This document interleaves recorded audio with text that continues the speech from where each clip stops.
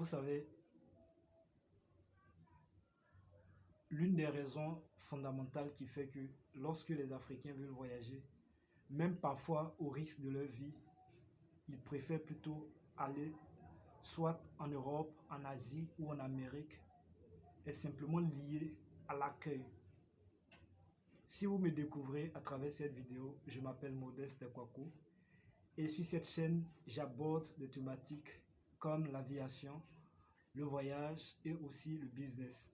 Si ce sont des thématiques qui vous passionnent tout comme moi, je vous demande de vous abonner pour qu'on puisse faire, bien sûr, l'aventure ensemble. L'accueil. Déjà, quand vous descendez de l'avion et que vous vous retrouvez dans le rôle, les questions et le regard des agents de l'immigration parfois, tu te demandes, mais man, what are you doing here? Qu'est-ce que je fais ici?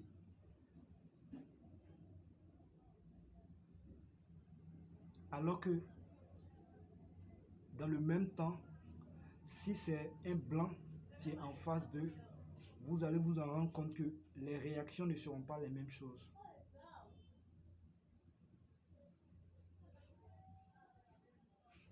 Parfois même pour des choses sans importance, on va vous perdre du temps.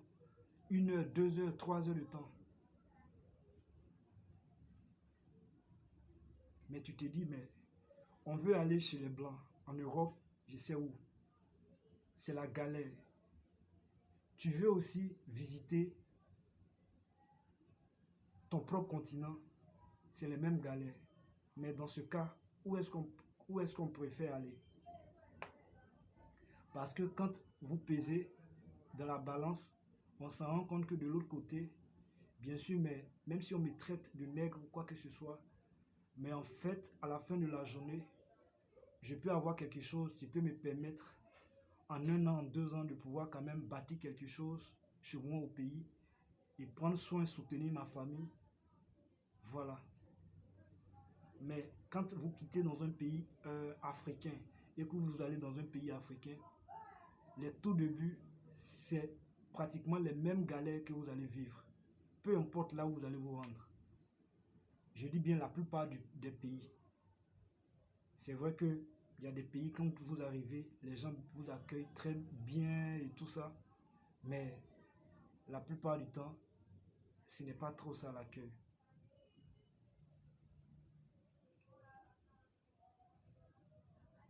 Et je pense, à mon avis, que un continent qui est en construction, un continent qui est en voie de développement, il y a tellement de choses à faire au lieu de passer notre temps à des discussions ou à pointer l'autre du doigt que lui il n'est pas d'ici, il vient de là, il n'a pas à se mêler de ce qui se passe dans ce pays. Comme disait un sage, quel est le concours que vous avez passé pour que vous soyez originaire de ce pays? Quel est le concours? Aucun. Simplement, ce sont les Occidentaux qui sont venus et qui ont partagé notre continent comme un gâteau. Chacun d'eux a pris sa part. Au temps de nos grands-parents, on pourrait comprendre cette façon de voir les choses, de penser. Mais vous savez, les mentalités évoluent bien sûr avec le temps. Donc nous devons changer notre façon de voir le monde, notre façon d'appréhender les choses. Parce que la personne que vous êtes en train de traiter d'étranger, vous allez vous en rendre compte que c'est quelqu'un même qui a créé de la richesse. Il emploie des gens dans ce pays-là qui, à travers cet emploi-là, arrivent à s'occuper de leur famille, à scolariser leurs enfants. Mais ceux-mêmes qui passent leur temps à pointer les autres du doigt, vous allez vous en rendre compte qu'eux-mêmes, ils n'ont jamais créé même un petit business au quartier pour pouvoir même engager ou travailler avec quelqu'un. Et c'est eux toujours qui vont rappeler aux autres qui sont étrangers. Quel concours avez-vous passé? Comme disait un président africain, je pense bien que c'est le président ghanéen Nana Addo Akufo lors d'un entretien qui disait peu importe la richesse d'un noir quand il se retrouve en Occident ou je ne sais où, peu importe ses acquisitions, son patrimoine, on va toujours l'associer à sa couleur de peau.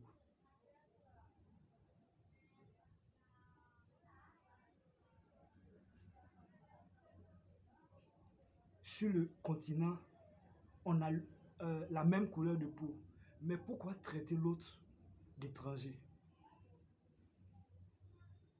Qu'est-ce qui vous diffère de l'autre pour que vous le traitez d'étranger? Moi, je me pose parfois des questions. En tout cas, personnellement, que je sois au Ghana, au Libéria, au Rwanda, je ne sais pas, à Banjul, à Dakar, quand je rencontre un frère noir, pour moi, qu'il soit anglophone, qu'il soit francophone, moi je le considère immédiatement comme un frère. Et je pense que nous tous, nous devons avoir cette mentalité. Arrêter de se diviser pour ne rien. Parce que pendant ce temps qu'on passe notre temps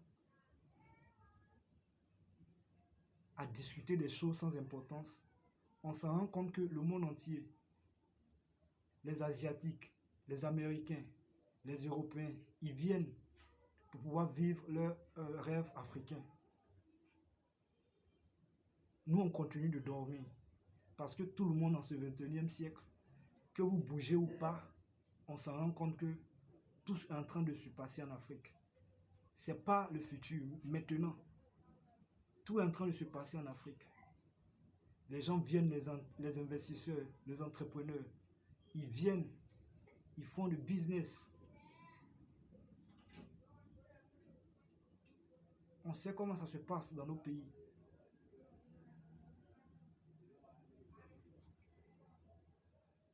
Ils viennent, parfois ils emploient même les locaux, ils les exploitent. Mais quand c'est un frère qui vient du continent, on lui pointe du doigt. Alors que quand c'est l'autre, on déroule le tapis rouge. C'est un roi. Même si chez lui-même, il a du mal à joindre le deux bouts. Mais du moment où il a la couleur blanche, il est considéré comme un roi.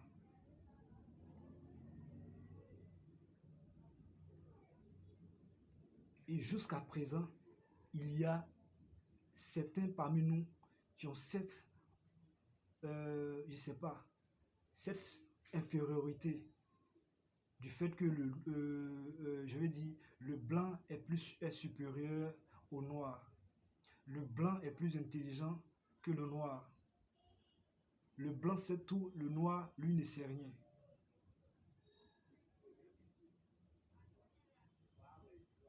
Je ne pense pas qu'en ce 21e siècle, c'est encore le cas. Au temps de nos grands-parents, on pouvait comprendre que à cause de la colonisation, les Blancs les ont traumatisés. On peut comprendre ça. Mais de nos jours, je pense bien que les mentalités évoluent avec le temps.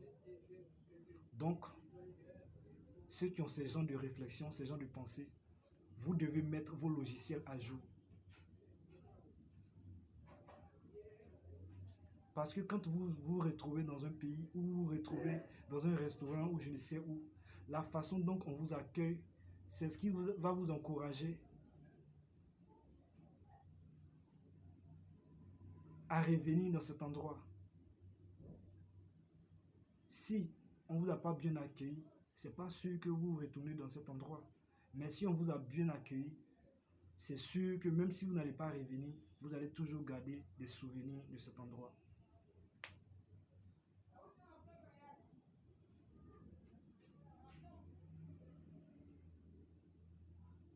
Alors ici, je précise quelque chose.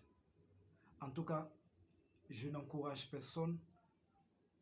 C'est pas parce que je suis en train d'encourager les gens à aller ou à prendre la Méditerranée, la voie de la Méditerranée. Mais en même temps, je pense que nous devons quand même savoir les raisons qui poussent pas mal de personnes à aller en Europe plutôt que de rester sur le continent. Merci beaucoup et prenez soin de vous. On se dit à bientôt.